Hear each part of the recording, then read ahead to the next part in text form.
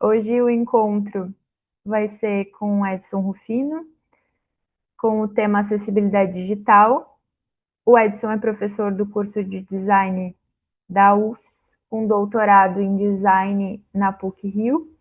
Possui experiência em ensino, pesquisa e projetos nas áreas de design, acessibilidade e experiência do usuário e propriedade industrial.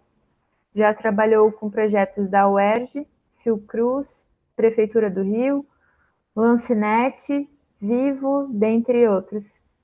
É membro fundador do Grupo de Trabalho em Acessibilidade Web do W3C Brasil e jurado das edições do Prêmio Nacional de Acessibilidade Web, todos @web. Passo a palavra para o Edson. Obrigada, Edson, por estar conosco aqui hoje.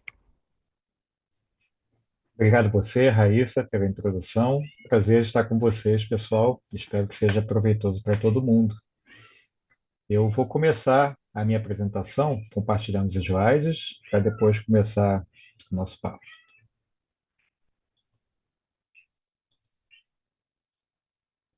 Você já consegue me ver e ver a apresentação? Apresentação ainda não.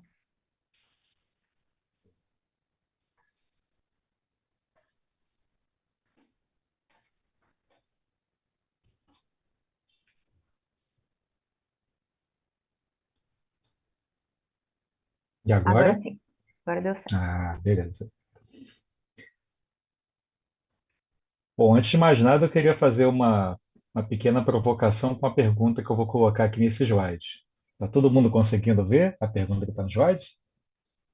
Não, eu não consigo ver, não. Pessoal, ou mais alguém está conseguindo ou ver a pergunta do slide, ou todos também estão com uma raiz e não conseguindo ver?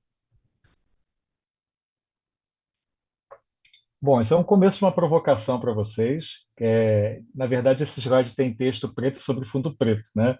E uma pessoa com um leitor de tela conseguiria tranquilamente ver a informação que está disponível no, nesse slide, mas nem todo mundo conseguiu ver, porque, de fato, isso depende da capacidade de um sistema que vai transformar esse texto, que a gente não consegue enxergar, em informação auditiva. Depois eu vou falar para como isso funciona e por que que isso é importante a gente considerar também quando a gente projeta as coisas que a gente consegue enxergar também, não só as que estão só como texto aqui dessa forma. Bom, então, assim, agora fazendo a minha apresentação, para além do currículo, né, que a Raíssa já fez a apresentação do mini bio, que é pedido aqui para a gente poder fazer a nossa apresentação. Eu sou Edson, né? Eu sou um carioca, filho de pernambucanos, 45 anos. Me descrevendo para vocês, eu sou uma pessoa branca, cis, um homem de 45 anos, tenho cabelos começando a ficar grisalhos, estou com óculos com armações, com lentes maiores, assim, tenho olhos azuis esverdeados e estou com uma camisa t-shirt de gola circular vermelha, né? E eu tenho como fundo o fundo que me foi apresentado e me proposto da Escola Viva do Parque da Casa do Governador, né? E eu estou pesquisando esse tema desde 2004, né? 21 anos que eu pesquiso esse tema. Vocês devem imaginar que esse é tema para dedéu, né? Talvez alguns de vocês nem tenham esse tempo de vida. E é um tema que de fato me apaixona muito. Então, um dos objetivos que eu tenho é levar vocês para esse mesmo lugar onde eu estou, de paixão e de completo interesse e fixação sobre esse assunto. Se eu conseguir isso, para mim é metade do meu trabalho nessa noite de hoje. Eu espero que a gente também possa, para além desse interesse que eu tenho, compartilhar com vocês também alguns aprendizados e algumas provocações, principalmente provocações, porque a gente entende que talvez em uma hora e meia eu não consiga transmitir um conhecimento suficiente para todas as questões que vocês possam enfrentar na vida de vocês como educadores, como comunicadores, independente das funções que vocês exerçam, mas eu espero trazer alguns pontos de provocação que façam vocês buscarem conhecimentos que, porventura, a gente não consiga nessa uma hora e meia conversar. Então, vou passar essa parte da apresentação mais formal, né, que acho que a Raíssa já leu para a gente, a minha atuação anterior, e vou falar da nossa agenda. Eu tenho dois pontos a princípio que eu quero conversar com vocês. O primeiro, apresentando essa tal acessibilidade. Eu não sei quantos de vocês já teve contato com o assunto. Daqui a pouco eu vou fazer essa pergunta mais formalmente, para a gente ir trocando ideia também. Eu acho interessante que isso vire uma conversa e não só uma coisa mais estática, né? Então, espero que a gente possa fazer disso um papo mesmo, né? E para além disso, eu vou falar também de inclusão e diversidade e falar um pouco sobre como essas coisas nos afetam em relação à acessibilidade, né? Então, assim, eu quero colocar uma primeira pergunta para vocês, vocês que estão nos assistindo. Eu espero que isso seja dialógico, então eu vou propondo para vocês. Eu não estou conseguindo, enquanto vejo a apresentação, ver o chat, aí eu peço a Raíssa para me dar um auxílio em relação às coisas que, porventura, vocês possam ir trazendo no chat. Ou quem quiser pode chamar e pedir a palavra e poder falar também no microfone. Queria saber de vocês se alguns de vocês, independente de ter ou não deficiência, já passou por algum problema de falta de acessibilidade. Eu imagino que as pessoas com deficiência certamente passam todos os dias. E eu queria aproveitar para perguntar se tem alguma pessoa com deficiência nos assistindo hoje.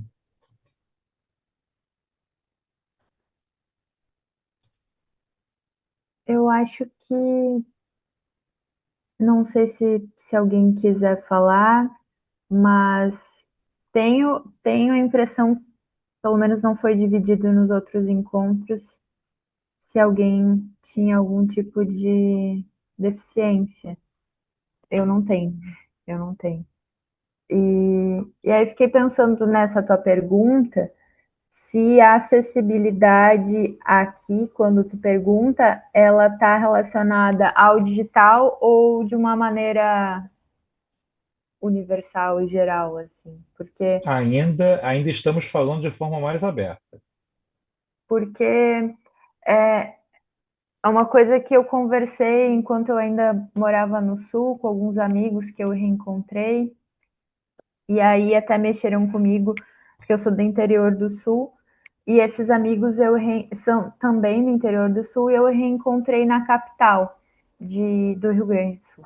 E, e aí a gente estava conversando e eu estava reclamando de como estava sendo difícil caminhar no centro de Porto Alegre, porque já tem anos que eles estão reestruturando o centro, mexendo nas calçadas, e é praticamente impossível, assim. É muito ruim caminhar no centro de Porto Alegre.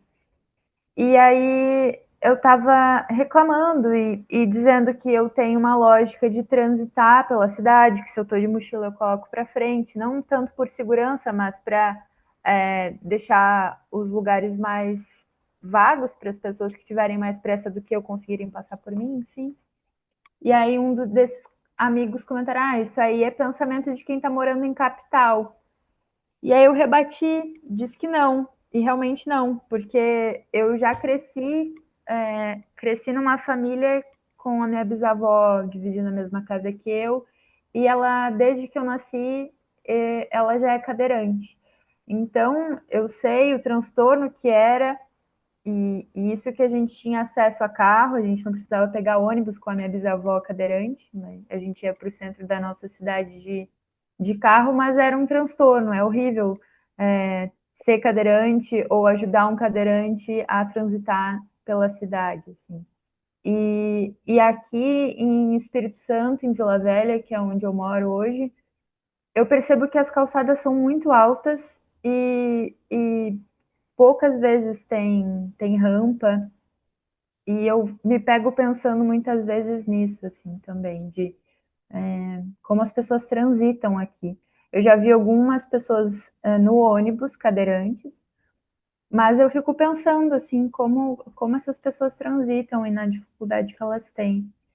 E eu acho que a de locomoção é o que mais me pega. Eu também tenho na família uma prima cega, mas que já nasceu cega, então ela ainda que o mundo não seja muito acessível, ela tenta se virar, mas eu acho que o que mais fica claro para mim é a estrutura da cidade, como não é pensada para pessoas que têm algum tipo de mobilidade reduzida, enfim. Acho que isso que é o que mais me pega, assim. Esse é um ponto que é bastante importante que você está trazendo, Raíssa, como que a cidade, de uma forma geral, nos inclui. Não é o foco dessa nossa conversa, mas eu acho importante que a gente reflita de uma forma sempre mais abrangente em relação à acessibilidade antes de focar no digital. A gente teve dois comentários aqui. A Eugênia comentou, já vivi Agora, falta de. Opa, acho que alguém cabelão. tá. A Eugênia falou, já vivi falta de Ah, acessibilidade devido a uma cirurgia. E a a presa final de Kiara, semana, né? meu maior problema com acessibilidade costuma ser que eu não tenho problema de entender melhor, que eu tenho problema de entender a fala das É, pessoas. desculpa, tava Eu acho que chegando em casa. alguém, desculpa, acho que alguém tá com o Deixa o Bozo microfone aqui, aberto. no Acho que Espírito é o Santo. Bruno Fim. Sim. Eu acho que ele deve estar numa ligação. Agora foi. De novo, Kiara, meu maior problema com acessibilidade costuma ser que eu tenho problema de entender a fala das pessoas. Então, durante as aulas, eu tinha que me esforçar o dobro para entender o conteúdo. Sempre pensei em como eu queria que existisse legenda no dia a dia. Isso também ajudaria. Olá, Bastante, né? meu nome é Miguel aqui. Eu queria fazer um comentário com essa pergunta, aproveitando duas falas, tanto a da Raíssa em relação à cidade, quanto o comentário agora sobre acessibilidade de comunicação.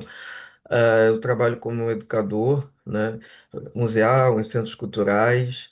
Percebo uma dificuldade ainda muito grande desses espaços em se comunicar, né, com os diferentes grupos. Acho que é esse que é o grande desafio.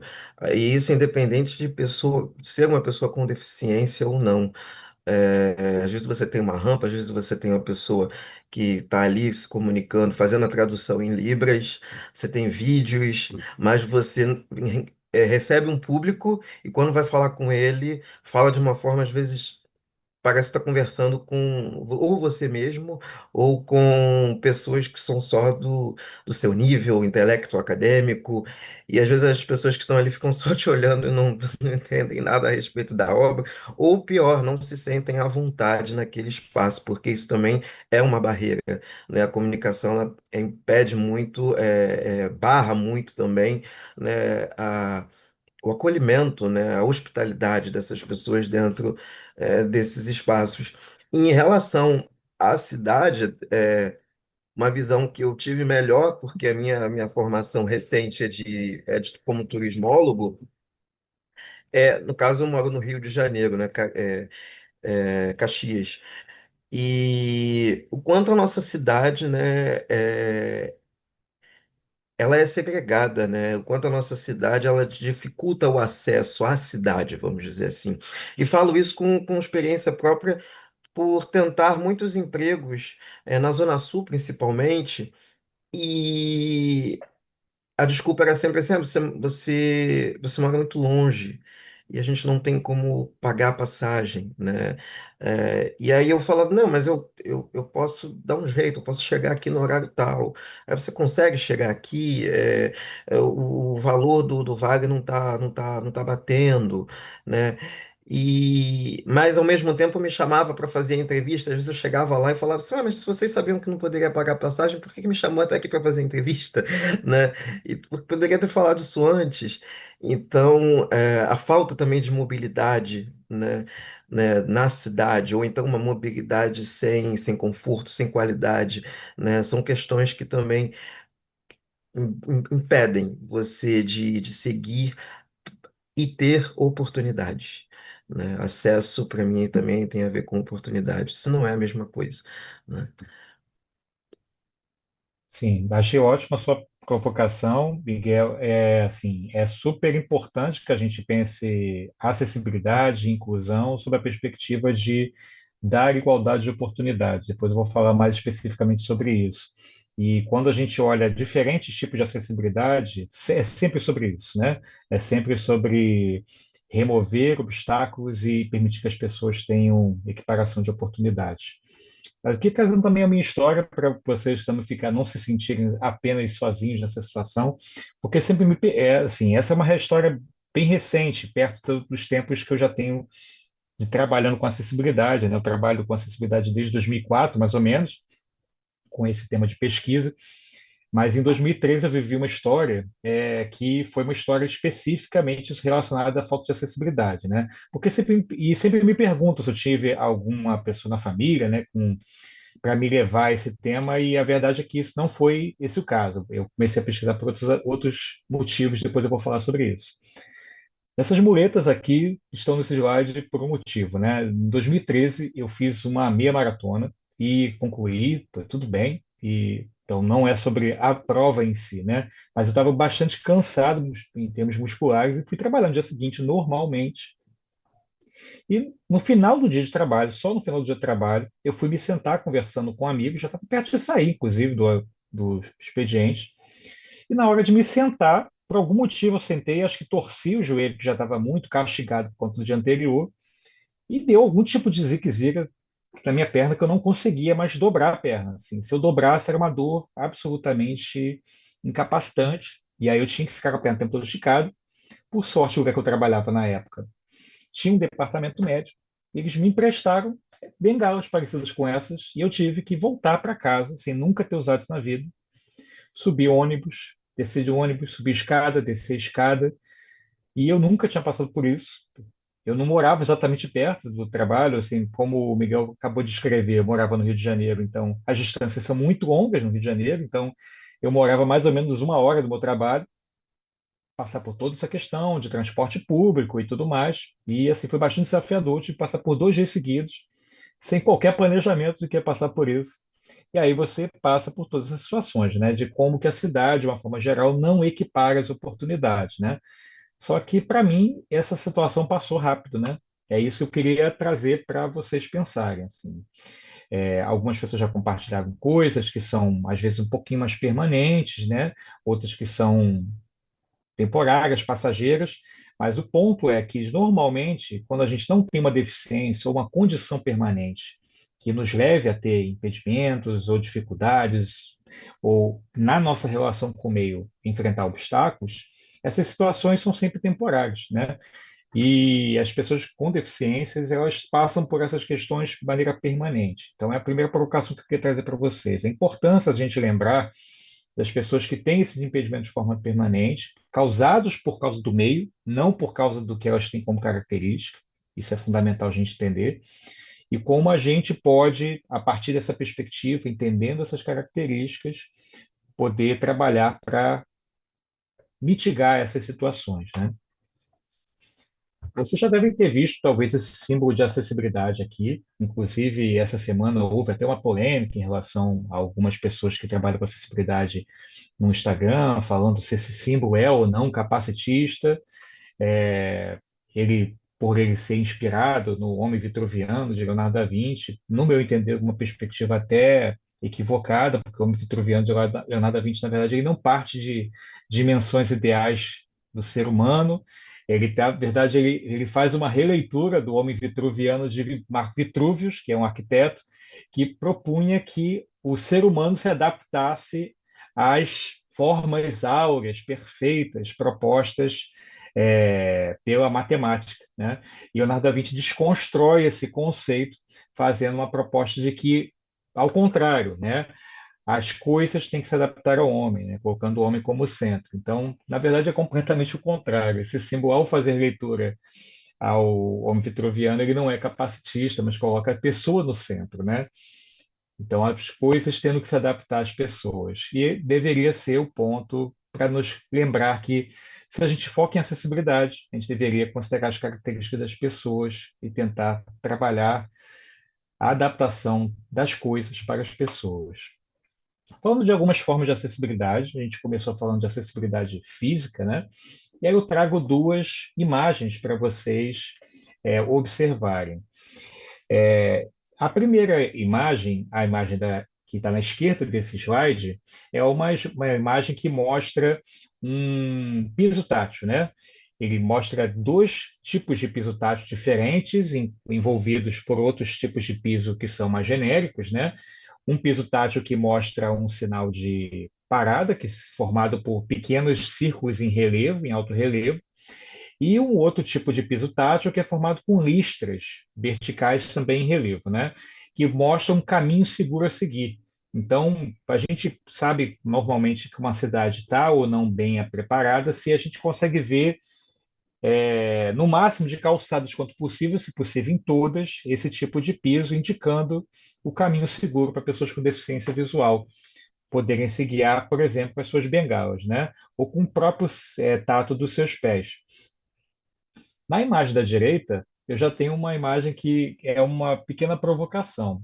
Eu vou tentar descrever para vocês pensarem sobre o assunto. A gente tem nessa imagem um banheiro supostamente acessível, porque a gente vê uma barra de apoio atrás do vaso sanitário. A gente tem aquele corte na frente, na parte da frente do assento, que normalmente é característico também dos banheiros adaptados. Só que há um vão enorme entre o vaso e a parede onde estão os papéis higiênicos, né? Então imagine, né? Vamos tentar fazer um esforço mental de imaginar. Uma pessoa que entra com uma cadeira de rodas num espaço como esse, ela vai estacionar talvez nesse vão, né? Que é o vão disponível para colocar a cadeira de rodas, vai se transferir para o vaso sanitário. Como ela vai acessar depois o papel higiênico? Então, é um banheiro que supostamente está adaptado, mas só supostamente, porque embora tenha se colocado uma barra, tenha se colocado um assento, né, com recorte, ainda não é possível fazer o uso de uma forma adequada, né, autônoma desse banheiro. Em relação às comunicações, eu trago aqui dois exemplos também interessantes, que um é uma clara provocação, né? Um cubo de Rubik, ou cubo mágico, o famoso cubo mágico, né? Todo mundo já normalmente conhece a versão do cubo mágico, quase todo mundo, né? Quem consegue enxergar, pela sua versão em cores, né? Em que cada face do cubo mágico, se ele estiver completamente montado, vai ser completamente formado por 9 quadrados de uma única cor. E assim, você vai mexendo, você vai tentar fazer com que as faces estejam todas montadas com uma única cor para cada uma dessas faces. O que propôs a pessoa que projetou esse cubo? Tirou as cores e colocou símbolos em braille, designando essas cores para cada uma das faces. É claro que com uma provocação poderia haver uma redundância, inclusive, para que se o cubo ficasse mais acessível, mas é uma forma de provocar e trazer a discussão em relação à acessibilidade. Como que nesse caso aqui é parecido com o slide que eu trouxe para vocês lá no começo da apresentação, em que é acessível para pessoas com deficiência visual que conheçam Braille. É importante dizer isso, que nem todas as pessoas com deficiência visual conhecem Braille. Vou falar sobre isso daqui a pouquinho. Ao mesmo tempo que para as pessoas que enxergam se torna bem mais difícil, porque eu vou ter que prestar muito mais atenção, já que são símbolos que não são assim tão próximos, né, tão simples de reconhecer para quem não tem o repertório de Braille. Há outras formas de acessibilidade, eu não vou entrar tanto no mérito delas, mas eu queria citar duas de uma forma mais específica, já que a gente está falando de uma escola de educadores, né? A gente tem aqui a acessibilidade metodológica, programática, instrumental, nos transportes. É bom a gente lembrar especificamente da acessibilidade metodológica, que tem a ver com os métodos pedagógicos e como eles podem nos ajudar a atingir diferentes pessoas, diferentes repertórios, nas suas capacidades, seus diferentes repertórios, inclusive, de conhecimento. Então, é importante que a gente considere como as pessoas percebem informação, recebem informação de forma diferente, e como a gente tem que ter métodos de ensino pedagógicos, didáticos diferentes, preparados para essas pessoas. Também na questão dos programas de ensino, né? Com a medida que a gente prepara os nossos materiais, os nossos planos de curso, a gente precisa que esses planos também estejam acessíveis, também preparados para atingir essas diferentes pessoas. Então, chamo a atenção de vocês para esses dois primeiros itens. Mas os mais importantes nessa conversa de hoje são, de fato, né, a acessibilidade digital, principalmente quando a gente fala da web, mas não se restringindo à web, porque hoje a gente tem, para além da internet, os aplicativos, né, que a gente utiliza nos nossos celulares, nos nossos computadores, como meios importantes de a gente fazer várias coisas na nossa vida cotidiana, né? E a mais fundamental de todas, gente, porque é a mãe de todas essas outras acessibilidades, a acessibilidade atitudinal, porque se não parte de nós a atitude de incluir, muito provavelmente todas as outras vão deixar de acontecer. Gente, assim, não é importante relembrar o que a Raíssa já disse no comecinho, a qualquer momento que vocês queiram falar, só levantar a mão, eu paro e vou adorar ouvir vocês, qualquer coisa que vocês queiram trazer durante a conversa, tá bom? É para ser um papo mesmo, então fiquem à vontade. Aqui uma imagem que eu coloco aqui nesse slide, que é um detalhe de um celular, né, do sistema Android, em que há vários ícones estão aqui de programas do Android, se chama Google, Google Fotos, Google Maps, YouTube, né, o próprio Chrome, Gmail, para ilustrar assim, como que esse aparelho, né, que talvez há 10 anos atrás muitos de vocês talvez nem utilizassem tanto assim, né, como esse aparelho se tornou absolutamente fundamental. Né? Eu sempre fui um usuário muito pesado de tecnologia, uso computador desde meus 13 anos de idade, mas muitas pessoas não têm essa relação com a tecnologia, né? E muitas pessoas passaram a utilizar a internet só depois que tiveram acesso ao celular. Então, a transformação que a gente tem hoje na vida cotidiana, a partir do uso dos sistemas, a partir do uso dos dispositivos móveis como celulares, né, e da internet, é uma coisa fantástica, né?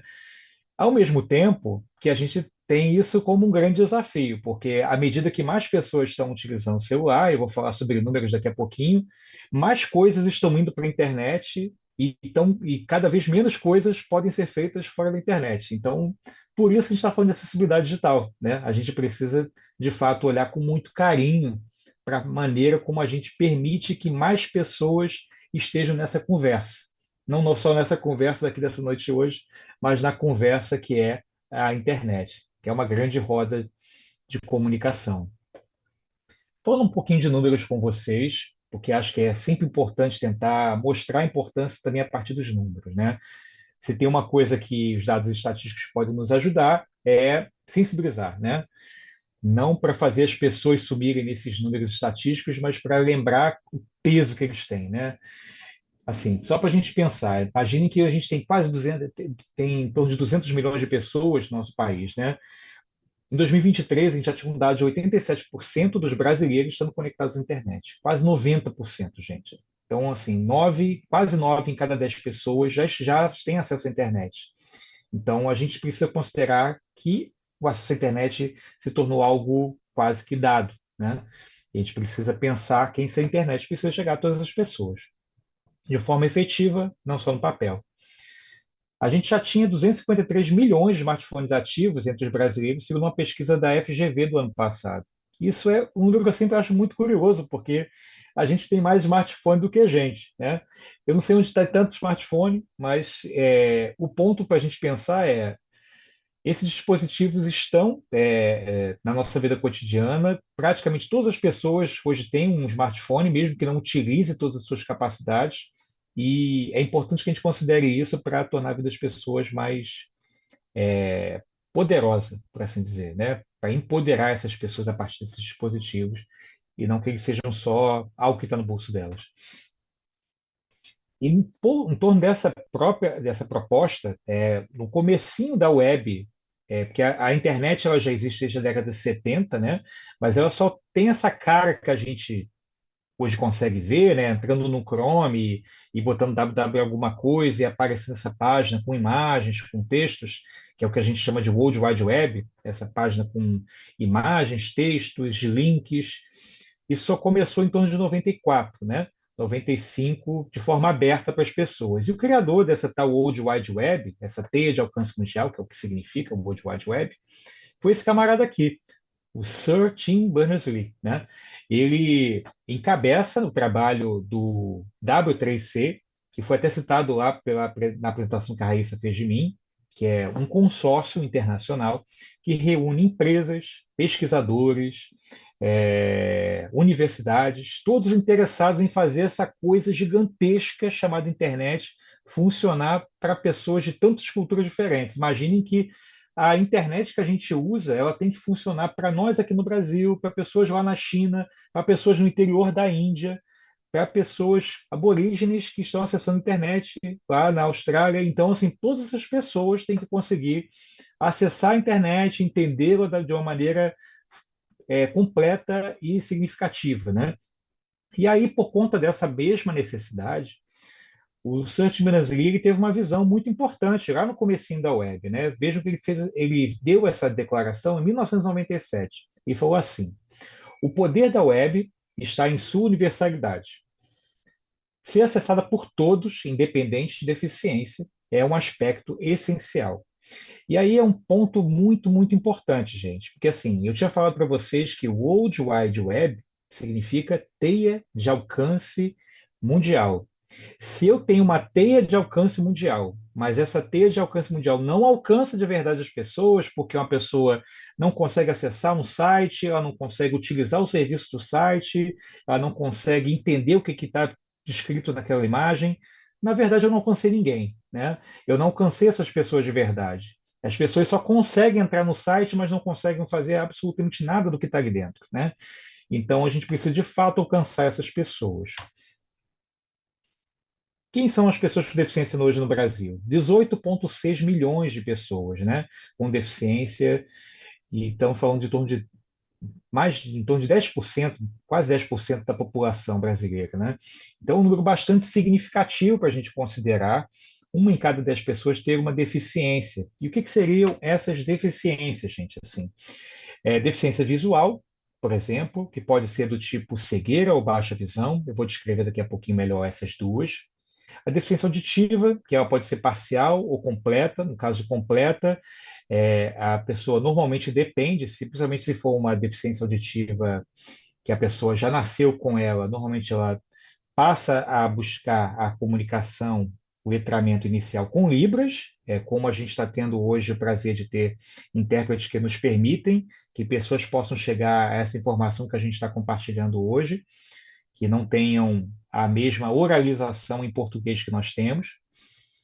Temos também a deficiência intelectual, que pode ter vários tipos, né?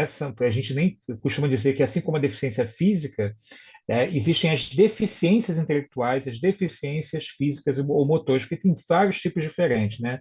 Eu posso ter paralisia cerebral, síndrome de Down, e vários outros tipos, assim como deficiência física ou motora, que eu também posso ter uma tetraplegia, eu posso ter paralisia cerebral e várias outras coisas também, né? A gente não vai entrar muito nos detalhes por conta do nosso tempo. Deficiência múltipla, um dos exemplos que eu gosto de sempre citar é a surdocegueira, que é, por exemplo, quando ocorre de uma pessoa ter tanto surdez como cegueira ao mesmo tempo, e ela passa a se comunicar, por exemplo, com língua de sinais tátil, em que é feito na própria mão os sinais, para que a pessoa perceba. Para quem que tiver curiosidade, pode buscar um filme que é muito interessante sobre isso, sobre surdo-cegueira, chamado O Milagre de Anne Sullivan. Mas procurem o filme mais antigo, não a versão da Disney, porque é muito melhor. E, muito recentemente, passou a ser considerado aqui no Brasil, por força de lei, o transtorno do espectro autista com o mesmo peso, com os mesmos direitos de uma deficiência, né? Então, as pessoas com TEA passaram a poder reivindicar todos os direitos que elas têm, da mesma forma com as pessoas com deficiência, como cotas, como eventualmente auxílios, né, do governo, dentre outras coisas. E aqui eu trago duas imagens para vocês, que eu tinha falado que a gente ia falar um pouquinho mais sobre a acessibilidade relacionada à deficiência visual. E aí, para a gente começar a entender um pouco dessas duas vertentes, né, da cegueira e da baixa visão, trago aqui duas imagens. A imagem da esquerda traz um computador em que uma pessoa está acessando um computador portátil, um notebook, né? Aí a gente vê as mãos da pessoa, uma das mãos da pessoa sobre o teclado do computador e a outra mão da pessoa está em cima de um dispositivo que é conhecido como linha Braille ou display Braille. esse dispositivo ele faz a transformação do texto do computador em linhas de braille de forma dinâmica. Então, não sei se fica claro para quem está conseguindo enxergar, mas nesse dispositivo de linha braille tem uma matriz de furinhos e esses furinhos vão sendo preenchidos por pininhos que vão sendo levados dinamicamente para formar a linha de texto braille. Então, à medida que a pessoa vai rolando, esse texto vai sendo modificado e ela vai continuando a ler o braille numa única linha, que vai se modificando ao longo do tempo. Né? É assim que funciona a leitura em braille usando um computador. Não é a única forma de usar o computador para pessoa cega. Eu queria, para que vocês entendam qual é a outra maneira, eu queria apresentar um videozinho bem curtinho para que vocês conheçam um outro jeito de acessar informação.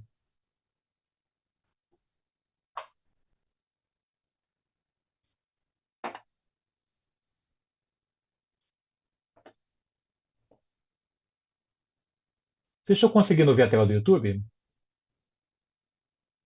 Sim, sim, E, tá aparecendo aqui para nós. Beleza. Eu vou dar o play aqui e depois eu vou fazer um comentário. Ah, sim, antes de apresentando, só para não apresentar, eu não quis mostrar o vídeo todo, mas eu deixo o link se vocês quiserem depois acessar. Esse é o canal Inclunet, e esse que está aparecendo para vocês é o Leonardo Gleison, que inclusive é meu colega de trabalho lá no grupo de trabalho do W3C. Ele é uma pessoa cega, casado com outra pessoa cega, inclusive, e é profissional da área de tecnologia de informação.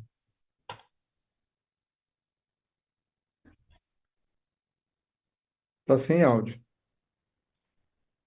Está sem áudio para vocês? Será que tem que fazer alguma coisinha? Deixa eu ver aqui. Continua sem áudio? Sim, não sei se talvez esteja muito baixo, mas o vídeo para nós tá sem som mesmo. Aqui está às com áudio vezes, normal. quando, Deve às ser o. vezes, quando você está compartilhando a tela, Edson, você tem que compartilhar o áudio também. Ah, Tá.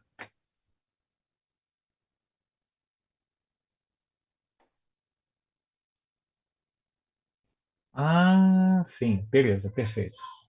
Agora acho que eu já matei a charada. Obrigado, viu, Roberta?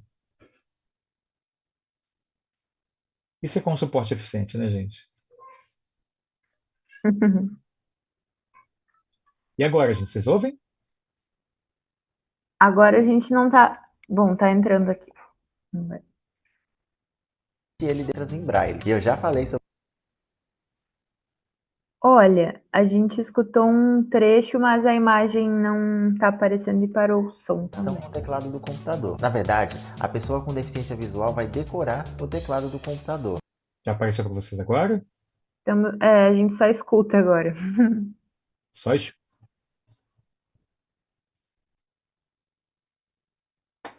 Vamos tentar de novo. Senão eu descrevo para vocês, tá?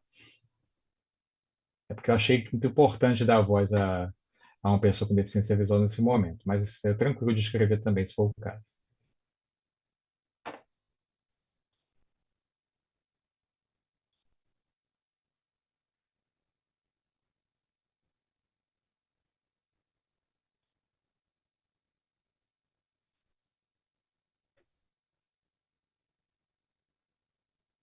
apareceu a imagem. Agora, Apareceu. e. E ela vai saber que está digitando a letra certa Deu pelo certo. retorno audível do bom. leitor de telas. E só isso, já que Vou voltar um pouquinho então para todo mundo pegar. vai decorar o teclado do certo. computador. E ela vai saber, na verdade, hein? Mas resumindo, não é necessário nenhuma adaptação no teclado do computador. Na verdade, a pessoa com deficiência visual vai decorar o teclado do computador. E ela vai saber que está digitando a letra certa pelo retorno audível do leitor de telas. E só isso já garante a eficiência e um ótimo desempenho para a maioria das atividades no computador. Mas só decorar as letras e saber usar o teclado não é o suficiente. A pessoa precisa instalar um software leitor de telas gratuito chamado de NVDA. Essa sigla significa Non-Visual Desktop Access, ou acesso não visual ao ambiente de trabalho. E eu vou deixar o link para você fazer o download aqui na descrição do vídeo. E a instalação dele é muito simples. Basicamente, é só clicar em avançar em todas as telas do processo de instalação. Com o NVDA instalado no computador, é como se uma pessoa sem deficiência ficasse ali, sentado do lado da pessoa com deficiência visual, lendo a tela do computador para ela. A diferença é que o NVDA sabe perfeitamente o que precisa ser lido para a pessoa com deficiência visual. O importante é que após a instalação desse programa, cada tecla que eu pressione ou ação que eu faça no computador passa a ser narrada por uma voz sintetizada. Assim, o NVDA faz o papel de ponte entre a pessoa com deficiência visual e a tela do computador, preenchendo o espaço entre as informações visuais e a pessoa cega. É possível navegar nos menus do sistema, iniciar janela, pesquisar janela, caixa de pesquisa de exame branco, todos os aplicativos de pasta 7 zip, grupo, access, pasta de história instalar e login, grupo, pasta da app simples ou grupo, calculadora, calendário, câmera, captura e esboço, centro de comando de gráfico Intel registrar, clima, configurações, Cortana, grupo, pasta del cinema color. Só pausar um instantinho para fazer um comentário sobre isso. Então, reparem que assim, ele deixou a tela ligada apenas para que a gente didaticamente possa entender, né? Para quem não conhece o leitor de tela, eu já conheço o leitor de tela desde 2004, porque meu foco sempre foi pesquisa com deficiência visual. Mas para quem não conhece, conseguir fazer a correlação de onde está, porque uma das coisas que normalmente acontece é que a pessoa não consegue de primeira fazer a correlação do que está sendo dito pelo leitor de tela e o que está de fato sendo mostrado no momento no computador, né? Mas se a gente desligar aqui, se a gente já se acostumou ao leitor de tela, eu posso tranquilamente desligar o monitor e fazer o uso só com o teclado e com o que eu vou recebendo de feedback auditivo, né? E é assim que eu vou tendo acesso a qualquer coisa no computador. Deixa essas coisas que ele está mostrando aqui no Windows até a navegação dentro de uma página da internet. Então, eu posso entrar numa página da internet, com a página do governo do estado, a página da Universidade Federal do Espírito Santo e começar a navegar só com teclado e voz, né? Sem o uso do recurso visual. Eu vou deixar o link desse vídeo aqui para quem quiser ver com mais detalhes, mas eu não vou colocar o vídeo todinho para a gente ver, não. Deixa Iniciar janela. eu botar aqui no chat.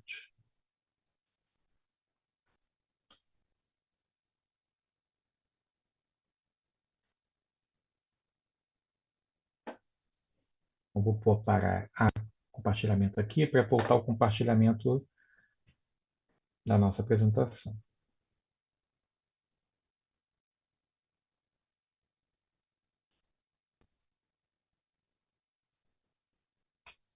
Então, assim, a gente falou da deficiência visual do tipo cegueira, né? Como ela pode ser tranquilamente incluída pelos computadores, tanto para as pessoas que preferem Braille. Lembra que eu tinha falado lá no começo que nem todo mundo hoje em dia busca o Braille como informação? Então, era sobre isso que eu estava falando. Por conta do advento dessas tecnologias como leitor de tela, o Leonardo estava falando que é uma tecnologia gratuita. Pois é, o NVDA, além de ser um sistema que funciona muito bem, ele é de código aberto e é gratuito. Então, isso está fazendo com que muitas pessoas possam usar o computador que nunca puderam usar o computador, pessoas, no caso, com deficiência visual do tipo cegueira. Além disso, os nossos celulares, tanto o Android como o iOS, eles têm leitor de tela já embutido, né? O celular Android, ele tem o TalkBack, e os celulares iOS têm o VoiceOver. Os dois, sendo ótimos leitores de tela, permitem que a pessoa consiga fazer qualquer coisa no celular, né? Então, essas três possibilidades, né, no caso, no computador, nos dois tipos de celulares mais conhecidos, faz com que as pessoas possam ser muito bem incluídas em relação ao uso a partir da síntese de voz, que é como a gente chama esse tipo de tecnologia. O que está acontecendo por conta disso? Muitas pessoas já não têm buscado mais o letramento em relação ao Braille, porque eles conseguem ser incluídos de outras formas, né? Isso traz problemas porque nem tudo se resolve, né, com Braille, mas tecnologias estão surgindo. Por exemplo, inicialmente nas embalagens a gente tinha a questão da Braille como uma questão obrigatória, mas hoje já tem alguns programas baseados em acessibilidade digital e permitem com que eu possa, por exemplo, tirar uma foto de uma imagem e ter a descrição dela. Depois eu falo sobre isso mais no finalzinho, como possibilidade de inclusão, que a gente pode, por exemplo, pensar num contexto museal, como trouxe o Miguel, em um ambiente educacional, dentre outros recursos e contextos, né? Aqui do lado direito, gente, do slide, eu tenho uma pessoa que está usando uma roupa preta, um óculos escuro preto e está usando um celular bem próximo do rosto, né? E aí essa pessoa, provavelmente é uma pessoa com baixa visão, esse é o comportamento típico de uma pessoa com baixa visão utilizando o celular, usando de muito próximo e geralmente com a letra muitíssimo ampliada para conseguir acessar a informação de uma forma suficiente. Eu trago essa outra imagem aqui, nesse slide, que tem 6 ilustraçõezinhas, né, em relação à capacidade de tocar, de tato, né, de usar as mãos, e em relação à capacidade de enxergar. Essa imagem ela é retirada do Guia de Design Inclusivo da Microsoft, que é um material muito interessante para quem busca trabalhar com inclusão, acessibilidade. Infelizmente, esse guia só existe em inglês no momento, mas eu trago aqui e tento fazer a menção para vocês. O que é importante a gente entender nesse contexto, né? Ele fala de três situações, né? Uma situação que é permanente, no caso da coluna da esquerda, tanto em relação ao uso dos braços como em relação a enxergar. Uma situação que ela é mais duradoura, por assim dizer, como no caso também da parte de tocar e de usar os braços com relação a enxergar, e no lado direito, situação, questões que são mais situacionais, né? Então, vamos analisar cada uma dessas imagens. Em relação ao uso dos braços, a questão permanente é, no caso, a pessoa perdeu um dos braços, né? Imagine uma pessoa que é destra e perde justamente o braço direito. E ela perde, assim, pode dizer, a capacidade de fazer coisas que normalmente dependiam dessa maior destreza do braço direito. Então, é uma capacidade permanente que vai ser afetada com essa situação. No caso da situação mais permanente, mas que depois de um tempo ela se recupera, um braço quebrado, por exemplo. Imagine essa mesma situação, uma pessoa que é destra e quebra o braço direito. Ela passa a não ter essa capacidade, mas depois de talvez 1 mês, 2 meses, com uma boa recuperação, ela vai voltar a ter o movimento do braço, se fizer o tratamento corretamente. Já uma pessoa que está, por exemplo, uma mãe ou um pai, né, que estão com bebês muito novos, quem aqui, talvez de vocês, for pai ou mãe, devem saber disso. Muitas vezes a gente tem que fazer coisas, né? Eu sou pai de 3, e a gente tem que fazer coisas, muitas vezes, com uma criança no colo. E aí a gente depende, de fato, de talvez ou ter uma maior destreza, um maior malabarismo, dependendo do tipo de situação que você vai fazer. Mas fato é que a gente não vai conseguir fazer as coisas com 2 braços, naquele momento especificamente que a gente está cuidando do bebê. Em relação à situação de enxergar, a gente tem a questão da cegueira, como eu já tinha falado. Tem situações mais permanentes, mas que podem ser resolvidas, como o caso da catarata, que é uma doença que pode levar à cegueira, mas que com correto tratamento, em tempo, pode fazer com que a pessoa só tenha uma perda parcial de visão, mas volte depois a ter uma visão talvez até melhor do que tinha antes dos primeiros sinais da catarata aparecerem, né? Já que outros problemas podem ser resolvidos na cirurgia. E a questão do motorista distraído como uma questão que é uma questão situacional. Muito infelizmente, né? Porque a gente tem hoje em dia muitos acidentes que são causados por distrações como o uso do celular, e a gente precisa considerar isso, infelizmente, como um problema de acessibilidade em relação a enxergar. Em relação a escutar, a gente tem as pessoas que são completamente surdas, mas também tem as pessoas que, no momento mais permanente, podem ter uma infecção auditiva, né? Está com um ouvido mais comprometido por um tempo um pouco mais longo, e pessoas que trabalham em ambientes muito ruidosos, como situações momentâneas, né? Imagine, por exemplo, uma pessoa que é um bartender, está trabalhando num ambiente super barulhento, e ela tem muita dificuldade de acessar uma informação, por exemplo, que está sendo transmitida naquele momento, uma notícia que está sendo mostrada na televisão, por exemplo, do bar. Em relação a falar, a gente tem pessoas que são não verbais. Um grande exemplo são as pessoas com transtorno do espectro autista, em alguns casos de nível 3, nível de suporte 3, que é o nível mais elevado de suporte, né, atualmente vendido. Algumas das pessoas de nível suporte 3 não são verbais, né? Isso quer dizer que elas não adquiriram a capacidade de se comunicar verbalmente. Então, elas não falam, não se comunicam textualmente, podem emitir sons, mas não se comunicam. Então, isso gera uma dificuldade de comunicação. Uma pessoa, por exemplo, professores, principalmente, acontece bastante. Eu nunca tive, mas por conta de aula, mas eu conheço colegas que já tiveram. conta de um excesso, você ter uma perda de voz, você ter uma laringite que seja muito severa e atinja a sua capacidade de falar, isso pode acontecer também por um tempo. Ou pessoas que tenham, no caso, um sotaque muito forte, né, por exemplo, e aquele sotaque muito forte pode ser momentaneamente difícil para pessoas que não conheçam aquele sotaque, né, com uma situação também. Além dessas situações todas, gente, existem coisas que não são consideradas deficiências, mas eu, particularmente, sempre gosto de trazer à tona para que a gente considere, né? Uma das coisas que é hoje cada vez mais presente na nosso ciclo de convivências, porque passou a haver uma maior diagnosticação dessas situações, é o TDAH, né? Ou transtorno de déficit de atenção e hiperatividade. Essa situação tem sido bastante importante, principalmente nas universidades, né, no contexto que eu convivo. A gente teve um crescimento de pessoas relatando dificuldades de atenção e hiperatividade, principalmente depois da pandemia. A gente entende que isso tem uma correlação também com o pico de estresse que aconteceu naqueles momentos, né? E tem em pesquisa uma correlação entre estresse e uma perda de atenção e talvez algum tipo de comportamento mais hiperativo, que não necessariamente significa que uma pessoa tenha TDAH, né? Quando, é importante lembrar aqui, a gente não está falando de diagnóstico, né? Mas em conversas com pessoas que são de fato os profissionais que fazem esse tipo de diagnóstico, elas normalmente explicam que a pessoa tem que ter esse tipo de dificuldade desde a infância, né? Então, se a pessoa sempre teve uma dificuldade de atenção e uma maior hiperatividade, as duas coisas, só uma delas, né?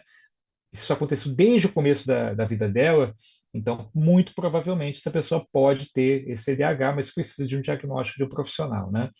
Uma outra coisa que pode acontecer é a dislexia, que é um distúrbio neurológico que gera algumas dificuldades, pode ser do tipo matemático, uma descalculia, mas o mais conhecido é a dislexia tradicional, que leva a que as pessoas tenham dificuldade de entender texto, né? Normalmente por uma dificuldade de diferenciar alguns tipos de letra, de embaralhamento de letras, os relatos são diferentes de pessoa para pessoa, mas o que é comum é que essas pessoas normalmente têm dificuldade de compreender texto, né? E isso vira uma dificuldade para elas, de maneira geral. Falando também de Edson, pessoas. um momento, te Por favor. interrompo, desculpa, eu fiquei na dúvida com isso no início. A deficiência intelectual, ela pode ser comparada à dislexia?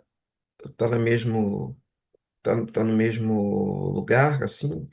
Ou neurodivergência? Não ficou claro para É, mim o que foi a deficiência intelectual. sim.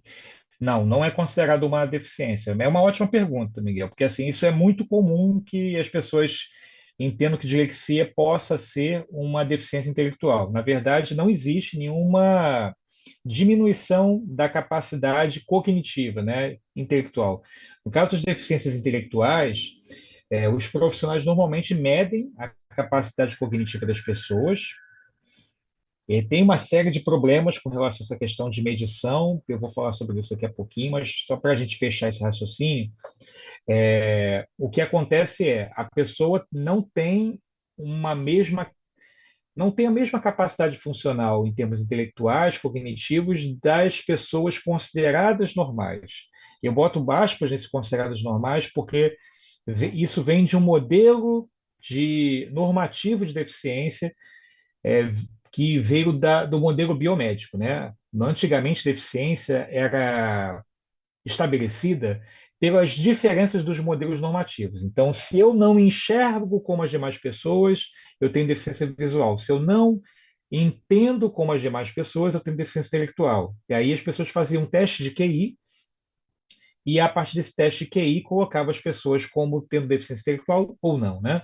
E aí são os casos que eu tinha citado para vocês agora há pouquinho. Por exemplo, síndrome de Down, né? Como um exemplo de uma menor capacidade intelectual segundo esse modelo biomédico, né? Eu vou falar sobre como isso hoje é colocado daqui a pouquinho. A dislexia, as pesquisas já comprovam que as pessoas com dislexia não têm qualquer diferença na maneira como elas raciocinam. A diferença é só na aquisição do texto via leitura.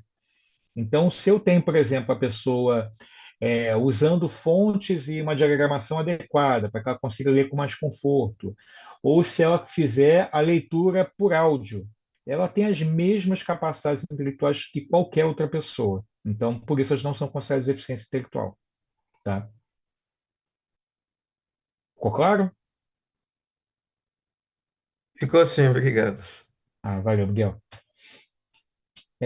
Além das pessoas com deficiência, a gente também tem as pessoas idosas, e assim, é muito importante a gente lembrar das pessoas idosas, como no caso dessa imagem que a gente está vendo, dessa pessoa segurando um tablet, porque as pessoas idosas são pessoas que normalmente vão adquirindo por conta da própria degeneração gradativa que nós todos vamos sofrendo ao longo do tempo, né, por conta do envelhecimento.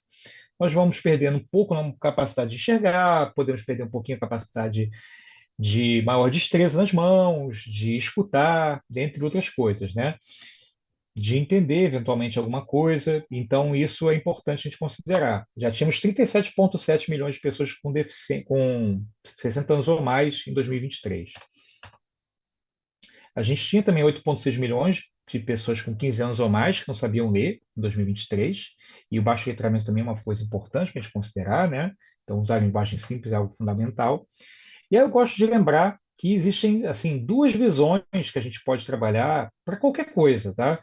Essas duas visões poderiam se aplicar às outras coisas também, mas aqui a gente vai focar só no digital a partir desse momento.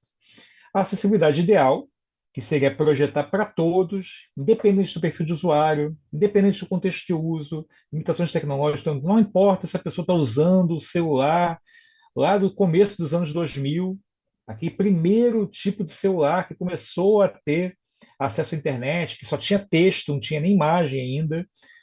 Eu tenho que fazer acessibilidade para todas as pessoas, independente de quais sejam, ou eu tenho uma acessibilidade operacional, que é projetar para que pessoas com deficiência usem verdadeiramente todo o potencial da web. Eu não vou entrar aqui com vocês em definições que exemplificam cada uma dessas duas visões, porque tem diferentes definições de acessibilidade, inclusive. Eu não quero que essa conversa nossa fique muito acadêmica, então não vou encher muito vocês com definições de acessibilidade, mas existem, por exemplo, definições de acessibilidade que dizem que a gente deve projetar para pessoas com a mais ampla diversidade de capacidades, seja qualquer pessoa, né? Existem definições de acessibilidade que dizem assim: acessibilidade na web significa que só que pessoas com deficiência consigam usar a web. Ponto. Então, estou priorizando esse perfil de usuário, pessoa com deficiência, dessa forma, né? Então, são duas visões distintas.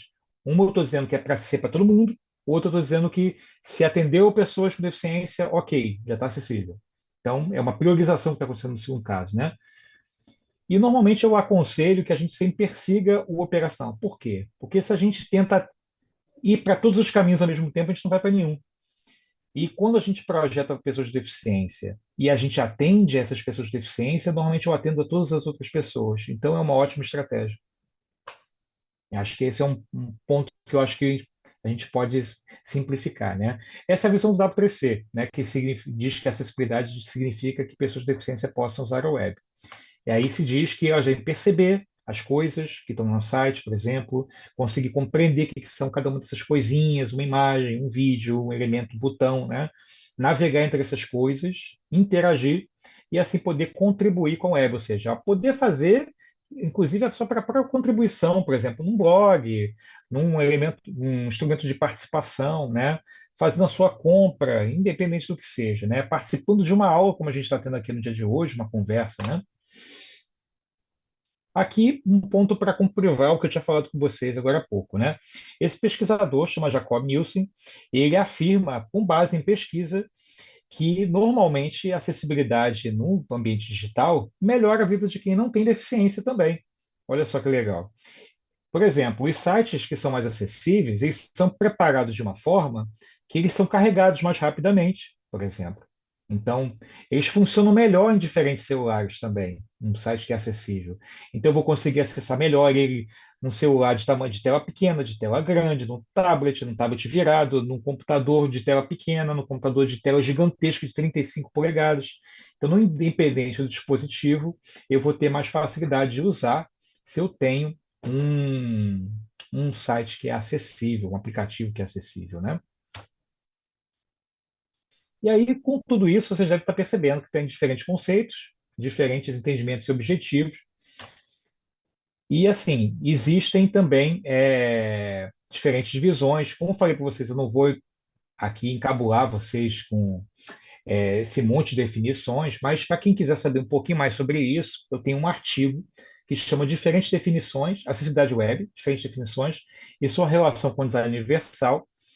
E esse artigo pode ser acessado para a web. Eu posso até colocar o link aqui para vocês no chat, para que vocês possam ter acesso a ele. Ele fica como um extra. Aproveitando que eu entrei aqui, tem um comentário da Kiara. Eu estava pensando nisso, mesmo nisso, em como muitas vezes a defesa da acessibilidade é que ela também ajuda na vida de pessoas sem deficiência. É uma discussão bem complicada, porque acaba centralizando pessoas sem deficiência, mas também é um fato que a acessibilidade mais ajuda do que prejudica. É que assim, a gente tem que atacar por várias vertentes. Eu vou falar sobre isso daqui a pouco, porque além dessas outras formas, né, a gente mostrar, por exemplo, sensibilizar falando das pessoas com deficiência, a gente mostrar que também melhora para pessoas com deficiência, ainda tem pessoas que ainda não se sensibilizam. E aí tem o lado que acaba resolvendo, que é o lado da lei. E quando a lei chega, ela não tem mais conversa, né?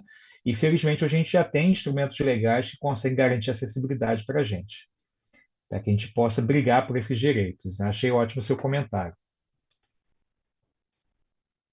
Aqui só a imagem no caso do site que vocês vão ver acessando esse link, no caso, né? Onde vocês podem baixar o artigo, que é da revista Diálogo com a Economia Criativa da ESPM, né? Escola Superior de Propaganda e Marketing. Então, a gente está falando de diferentes conceitos, né? Diferentes entendimentos objetivos, mas o importante independente se a gente está focando, é para todo mundo, é para pessoas com deficiência, é uma visão em comum. É projetar para incluir mais pessoas. Se a gente tiver isso como nosso foco, a gente vai bem, né? Porque a gente vai sempre tentar trazer mais pessoas para a conversa. E esse que é o ponto fundamental.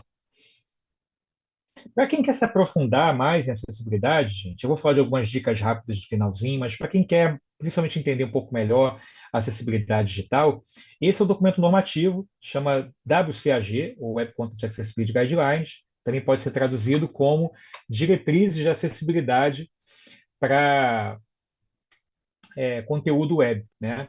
E tem uma tradução brasileira que está disponível, o grupo de trabalho do W3C, inclusive esse que vos falo, ajudou, né, nessa tradução, e aí esse documento está disponível de forma aberta também. Então basta botar WCAG 2.2 PTBR que vocês conseguem ter acesso. E tem várias recomendações, como por exemplo, toda imagem ou conteúdo não textual tem que ter uma alternativa em texto, a sequência dos textos apresentados numa página ou dos conteúdos tem que fazer sentido, dentre outras coisas. Vou falar de algumas dicas rápidas, mas como são muitos pontos nesse documento, não dá para a gente falar aqui nessa apresentação, são 87 elementos para a gente verificar, basta que a gente entenda que são muitas coisas que tentam, ao máximo, incluir diversos tipos de deficiências e de cenários, né? Inclusive o acesso por celulares, pessoas que não têm a capacidade de enxergar, de escutar, e para que todas essas pessoas possam conseguir consumir o conteúdo numa página, num site, né? Um aplicativo. A gente tem também há pouco tempo a criação de duas normas ABNT para acessibilidade. A primeira foi a de aplicativos de dispositivos móveis, que saiu em 2022, e ainda esse ano saiu, no começo do ano, a norma de acessibilidade para conteúdos e aplicações web. Essas duas normas, elas consideram bastante esse documento aqui, tá? O WCAG 2.2. Então, para quem quer entender mais tecnicamente do assunto, acaba que a grande referência continua sendo o WCAG 2.2 mesmo, né? que é esse conjunto de diretrizes que norteia como a gente deve fazer as nossas páginas, nossos sites de uma forma mais acessível. Depois eu vou trazer umas dicas mais práticas para todo mundo que quer começar a aplicar essas coisas no finalzinho. Aqui falando de uma forma mais geral, quando a gente está projetando, aí trazendo aqui, afastando um pouco da acessibilidade, falando de projetar para todos de uma forma mais adequada, eu trago um diagrama proposto por um pesquisador chamado Peter Morvaio, da área de arquitetura de informação, e ele faz assim, é o que é um exemplo de diagrama de Euler, né, que é aqueles famosos conjuntos com as suas interseções, e aí tem três grandes conjuntos e eles têm interseções entre si e tem uma interseção no meio, né? Mas essas interseções nem são tão importantes aqui no momento. O importante é que a gente entenda que desses três círculos a gente tem um círculo para contexto, em que a gente tem que entender que tem diferentes contextos em que as pessoas vão utilizar as coisas, né? Em tem o círculo dos usuários, em que a gente tem diferentes níveis de conhecimento, diferentes capacidades, diferentes expectativas, e também o círculo de conteúdo. A gente tem diferentes conteúdos que têm que ser apresentados. Então, essas coisas têm que estar adequadas. O ideal é que a gente tivesse o que a gente está projetando aqui nesse meinho, né? Uma interseção entre uma adequação de contexto, de usuários e de conteúdo. Então, se eu projeto um conteúdo que atende de fato as características das pessoas que eu sei que precisam daquele conteúdo, e entendendo o contexto que elas usam, eu estou provavelmente atingindo meus objetivos, né? Relembrando, como a gente tinha falado no comecinho, problemas de acessibilidade para pessoas com deficiência são obstáculos, mas para pessoas com deficiência são muitas vezes barreiras intransponíveis. E aí a gente está se aproximando do nosso final e eu quero confessar uma coisa para vocês. Eu menti. Não era só duas partes na minha fala. Tem mais uma fala, gente. Um convite.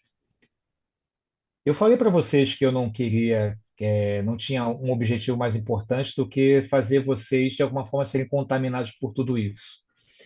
E isso é fundamental, porque eu não consigo fazer tudo sozinho, os meus colegas do grupo de trabalho da PREC não conseguem fazer tudo sozinhos, todos os pesquisadores de acessibilidade hoje não conseguem fazer tudo sozinhos. E esse número mostra para a gente como é que isso é verdade. Na última pesquisa que foi feita em larga escala, em relação à acessibilidade no Brasil, só 2,9% dos sites conseguiam atingir os requisitos mínimos de acessibilidade. Menos de 3% dos sites. Então, eu preciso trazer mais gente para essa conversa. Então, se a gente não trazer mais gente para essa conversa, muito provavelmente a gente vai ter uma situação como essa perdurando por muito tempo. Então, a gente precisa se envolver com a acessibilidade digital.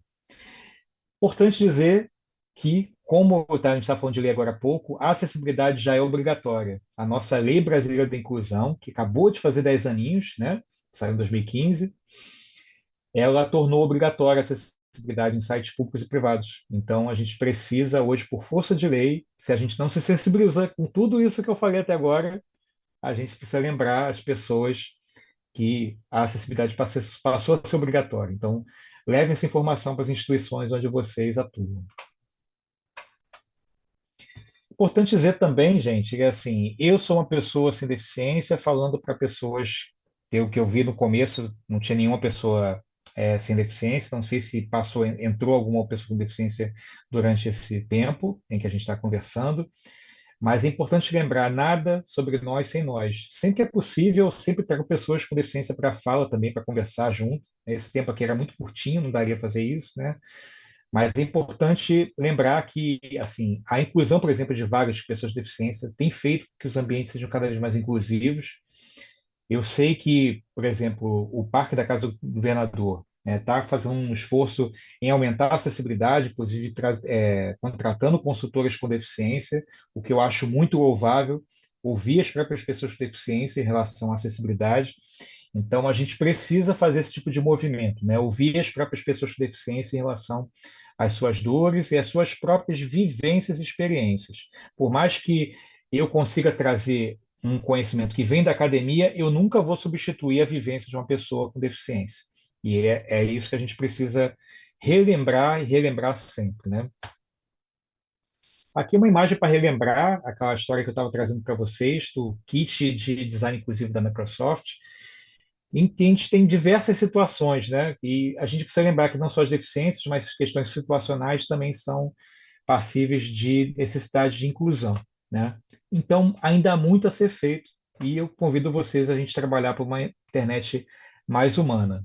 Três diquinhas para a gente fechar a nossa conversa de hoje, para que vocês possam aplicar esse conhecimento no dia a dia de vocês. Pequenos passos, mas que podem fazer muita diferença. Em apresentações, por exemplo, vocês devem ter percebido que eu trabalhei para enxerga, né? Eu trabalhei o tempo todo com fundo preto e letras brancas para diminuir a carga de informação visual, ou seja, menos luz na cara de vocês, e ao mesmo tempo ter um ótimo contraste entre texto e fundo, para facilitar a leitura, né? Ao mesmo tempo que essas letras que eu estou utilizando também não são casuais. É de uma fonte chamada Atkinson Hyperlegible, Next, que ela foi otimizada para leitura por pessoas de deficiência visual e melhora também a capacidade de leitura para pessoas com dislexia, por exemplo, né? Aqui nessa imagem que a gente está vendo esse slide é exatamente o que não fazer, né? É um texto em cinza sobre cinza, com um texto em fonte manuscrita, todo em itálico, ou seja, é muito difícil de ler, né? Então, são cuidados simples que a gente pode levar para os nossos materiais de aula, por exemplo, os nossos essas imagens de divulgação, por exemplo, caso alguém esteja fazendo suas próprias imagens de divulgação em redes sociais, podem aplicar esse tipo de conhecimento. Também pode ser aplicado, né, também nas redes sociais, nos materiais de aula, os textos alternativos. Lembra que eu estava falando com vocês que toda imagem, todo conteúdo não textual precisa ter uma alternativa textual? Então, se eu tenho, por exemplo, uma imagem de um cachorrinho fofo, como essa sendo mostrada na imagem, de um celular segurado por uma pessoa, eu posso fazer uma descrição aqui do cachorrinho. Então, é um cachorrinho dourado, né, brincando com uma bolinha, e eu vou fazer uma descrição dessa imagem para que a pessoa possa entender aquilo que eu estava tentando transmitir. Faço até um parênteses importante, assim, que daria uma aula por si só, depois a gente pode fazer outras conversas sobre isso. A descrição de imagem no contexto das artes é uma grande questão. Inclusive, a gente tem que evitar descrições curtas demais, mas também tem que evitar descrições longas demais, que falem sobre todos os detalhes possíveis e imagináveis de uma imagem. Imagine, por exemplo, se no comecinho da nossa conversa eu tivesse feito a seguinte descrição de mim mesmo. Meu nome é Edson Rufino de Souza, eu tenho 45 anos, eu nasci em Bangu. Aos 5 anos eu me mudei para um bairro chamado Inhaúma, do Rio de Janeiro, fiquei lá até meus 30 anos. Você já fala toda a minha vida pregressa, depois fala de quantas pintas eu tenho no meu rosto. Eu estou brincando aqui com vocês, mas eu já vi descrições de pessoas em começo de palestra que levavam 3 minutos. E se você pergunta para uma pessoa com deficiência visual, ela vai te afirmar com muita tranquilidade que ela não quer esse tipo de descrição. Ela não precisa de uma descrição tão detalhada. Ela só quer minimamente entender quem é essa pessoa e como é que ela está na frente dela, né? Ela não precisa de tanta informação. E a gente precisa tomar um pouquinho de cuidado com isso, para a gente também não pecar pelo excesso quando a gente fizer uma descrição de imagem. E a última dica que eu dou, gente, é assim, usar linguagem simples. Essa é uma dica que atinge bastante as pessoas com deficiência auditiva, que já conseguiram adquirir alguma capacidade de organização com o português, mas que normalmente sempre fica um pouco aquém, porque a aquisição de português de qualquer outra língua escrita, ela tem base fonética, né? Então, se eu já nasci com a deficiência auditiva, eu vou ter mais dificuldade de adquirir um idioma fonético. Então, e para essas pessoas, e para as pessoas com deficiência intelectual, usem linguagem simples. Para as pessoas, de uma maneira geral, é bastante útil, fundamental, facilita a nossa vida, inclusive, que não tem deficiência, a gente consegue perceber informação mais rápido, entender as coisas mais rápido, e isso empodera as pessoas, faz com que elas entendam mais rápido e possam agir e tomar decisões, né? E é isso que eu tinha para conversar com vocês, gente. Para mim foi um grande prazer. Eu estou à disposição para vocês fazerem perguntas, conversarem. Eu deixei, inclusive, aqui duas informações que eu posso colocar lá no chat, ou o pessoal, se vocês quiserem colocar também, que é o meu e-mail pessoal, edson.rufino@gmail.com.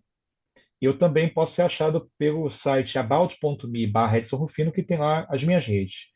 Catando Edson Rufino, vocês conseguem me achar com alguma facilidade. Mas eu estou disposto a bater papo, conversar, trocar ideias sobre isso que a gente conversou. Muito bom te escutar, Edson. Muita coisa fiquei pensando aqui.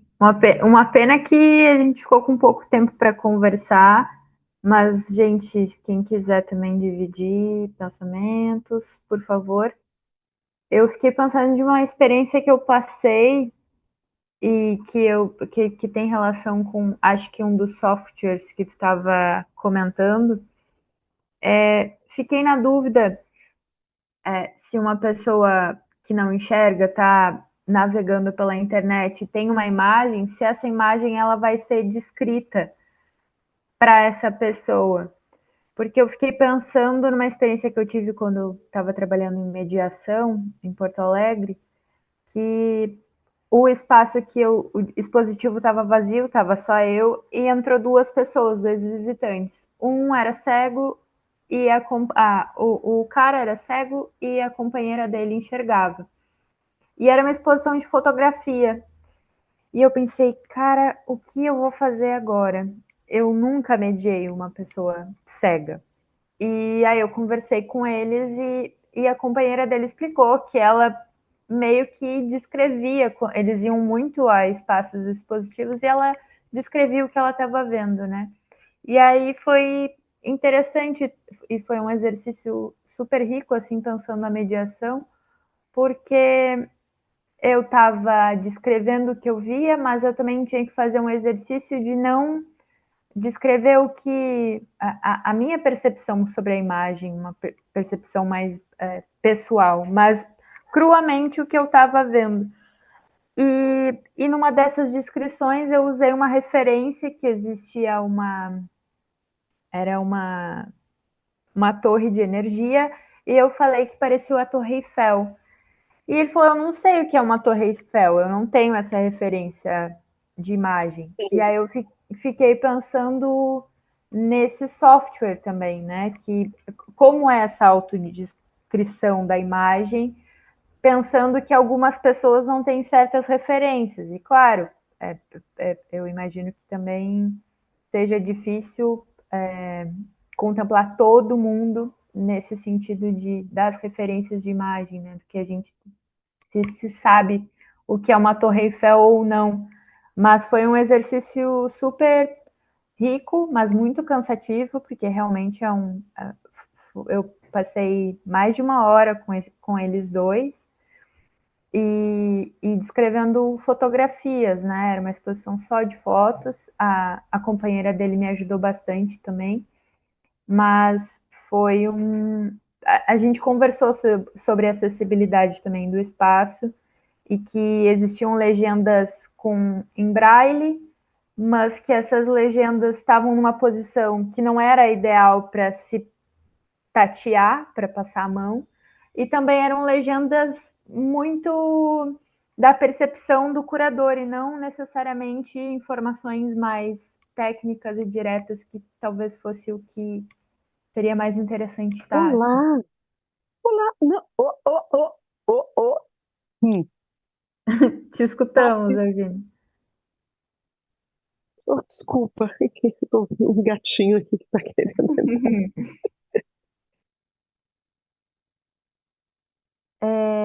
Aí a gente teve alguns comentários aqui. Highlander colocou, quando eu estava falando na autodescrição, né? Autodescrição, não autobiografia.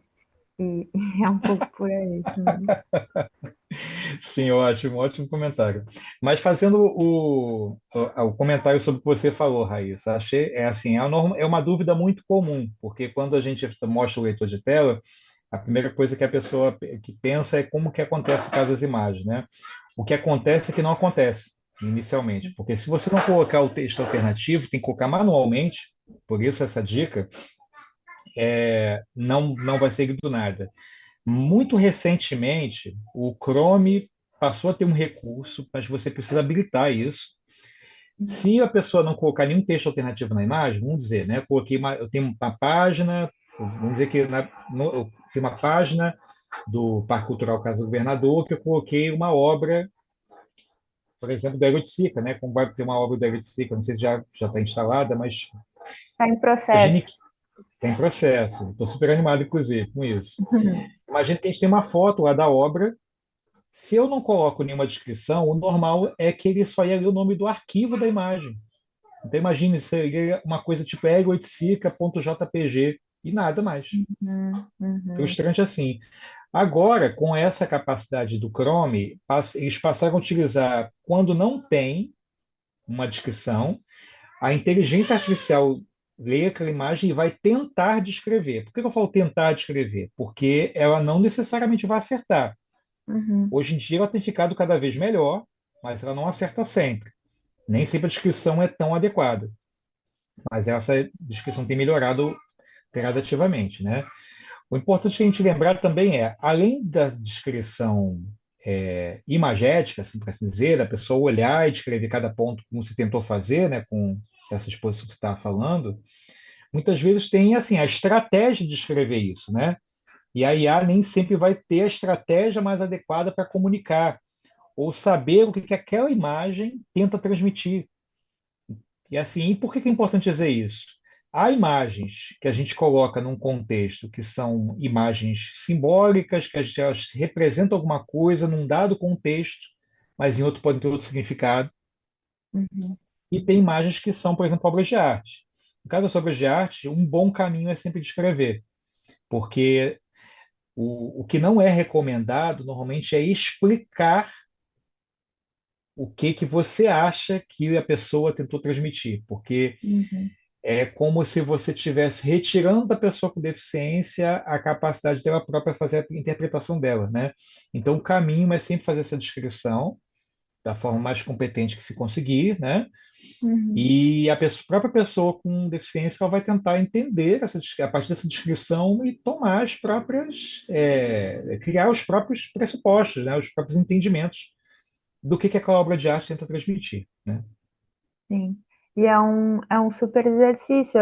Eu acabei prestando atenção da forma que tu também, por, eu imagino, trabalhar tantos anos com isso, acaba descrevendo qualquer imagem que tu apresentou para a gente, né? E isso é realmente um exercício e uma forma de estar no mundo, né? Porque tu perguntou para a gente se alguém tinha alguma deficiência, ninguém tinha, e tu poderia simplesmente só estar passando as imagens, né? Então, acho que também é uma atitude para a vida que a gente pode fazer esse exercício para ter mesmo. Eu vou ler aqui os comentários, que logo a gente já vai ter que acabar, mas a Elaine comentou: sim, audiodescrição está virando um espaço de autoafirmação e promoção, indevidamente. Tem relação também com o Sim, que o Highlander falou. sim. A Isabela tem uma amiga cadeirante e toda vez que ela viaja procura hotéis acessíveis, liga, pergunta e eles sempre dizem que são. Quando ela chega, a cadeira não entra no vaso sanitário. O que mais acontece? Eles se dizem acessíveis, mas parece que falta informação. Seria isso? Acho que pode ser, e acho que também pode ser uma má fé mesmo, assim, de não Sim. perder cliente. Acha que. Acontece muito também, já trabalhei em um espaço cultural que se dizia acessível, chegou uma pessoa com cadeirante e para acessar o espaço da galeria tinha que descer alguns degraus. E a acessibilidade era chamar os seguranças para erguer essa pessoa e descer. E isso é absurdo, né? Não existe acessibilidade. E, Sim. e eu Raíssa, diga, se me permite, eu também tenho uma dúvida. claro. Você apresentou aquele material que foi traduzido para o português, certo? E a gente tem aqui a ABNT. No caso, aquele material, ele é de qual instituto? Por exemplo, às vezes você tem um negócio da ONU, aí copia o próprio símbolo, né? No caso lá de qual instituto que foi traduzido. Outra coisa, aqui a gente tem aquele material que é o Guia de Produção Audiovisual, bem famoso. Ele é um, ele é guia para produção audiovisual acessíveis, que são o nome. No caso, ele está focado muito em cultura, fala sobre audiodescrição, sobre vários. No caso, como é o audiovisual e digital, mas o audiovisual está dentro do digital, como distinguir esses dois conceitos aí? Porque eu não parece a mesma coisa, mas pelo que eu entendi são diferentes.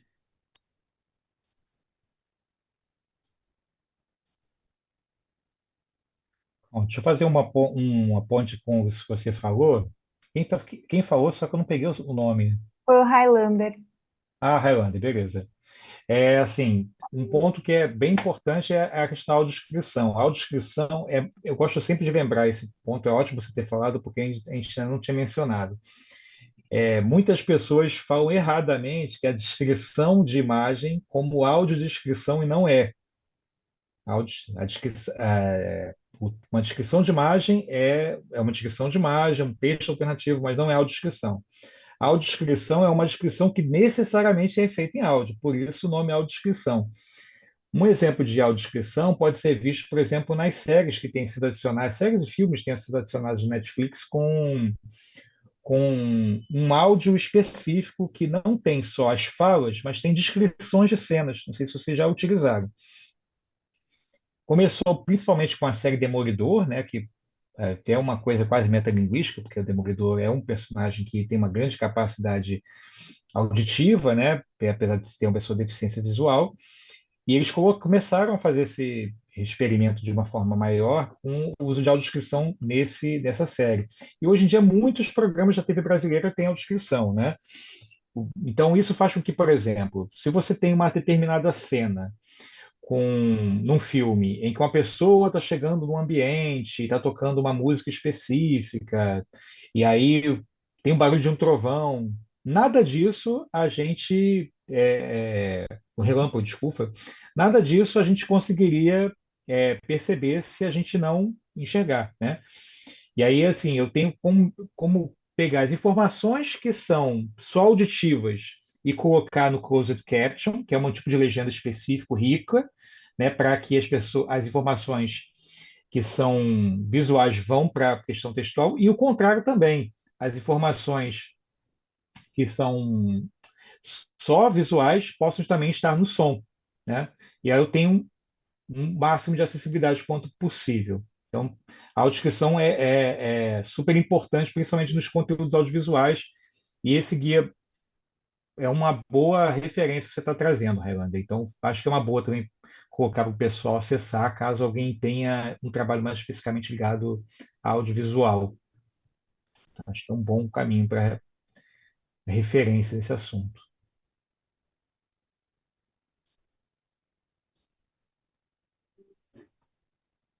Eu queria fazer um comentário rapidamente, porque foi uma coisa nova que eu nunca tinha visto, já tem um tempo já.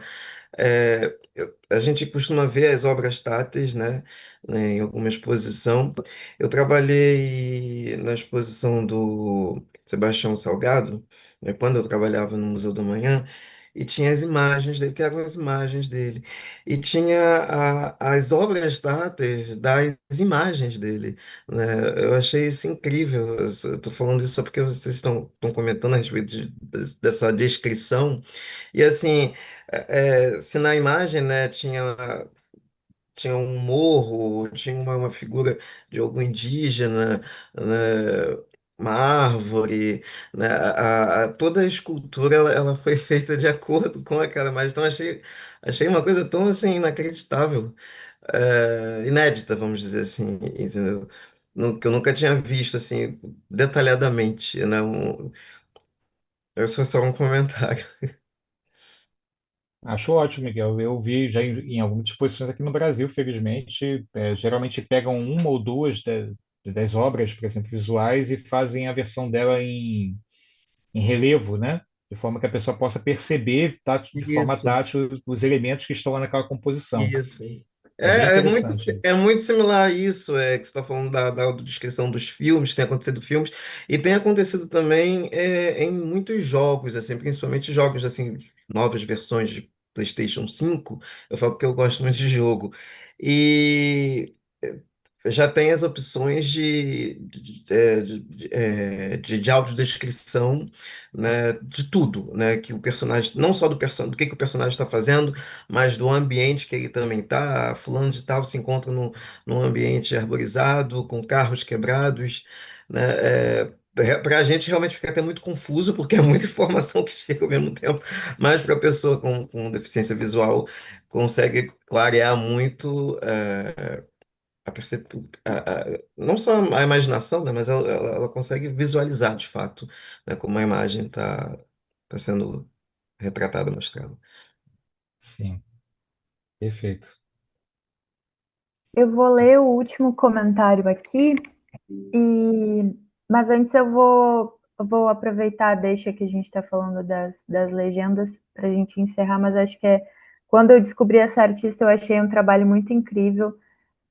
Eu trabalhei na última Bienal do Mercosul em Porto Alegre, e uma das artistas que participaram dessa Bienal foi uma artista americana, se eu não me engano. Eu vou escrever aqui o nome dela, mas é Christine Sun Kim.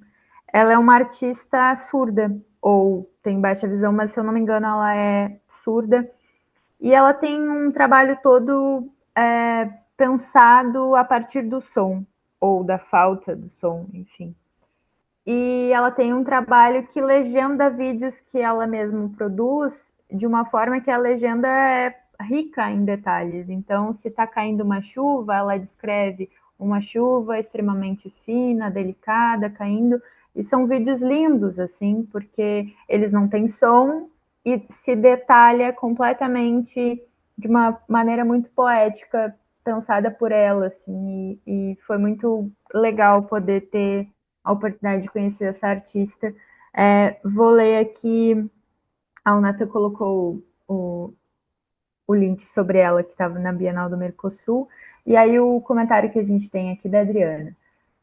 Seria interessante que pessoas com deficiências fizessem uma formação com remuneração para elas, semelhante à técnica do teatro do oprimido. Na e para a formação universitária, sendo lei experimentando estar no local do outro, principalmente para educadores, artistas e pessoas da área da saúde. Mas outras áreas, como a Isabela colocou, arquitetos e engenheiros também. Eu acho que seria incrível, quem sabe, num futuro próximo. Um comentário bem rapidinho sobre isso. O teatro oprimido é um meio muito interessante, interessantíssimo. Quem não conhece, por favor, pesquise, porque é um jeito muito legal de a gente perceber dores das pessoas e sensibilizar as outras pessoas, né? Então, por exemplo, dá para fazer super uma oficina de acessibilidade usando técnicas de teatro oprimido, inclusive um colega pesquisador propôs isso há pouco tempo para trabalhar com essas questões de interação no computador. Então, é uma coisa que seria de fato muito interessante. Bom, gente, muito obrigada pela presença de todos.